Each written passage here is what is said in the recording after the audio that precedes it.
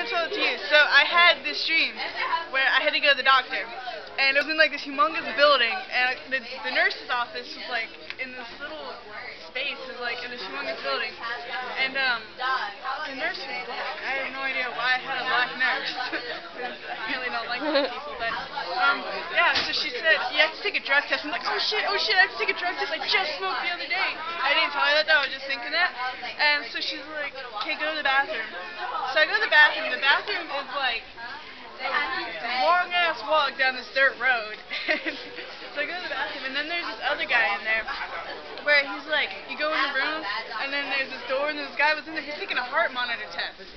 I don't know why he was taking a heart monitor test. And then I go, and then it like goes in like this little shoe. It's like this little furry shoe. And it turns into grape juice. And I walk back. And then the chick's like, alright, you passed. I'm like, yay. And then I woke up.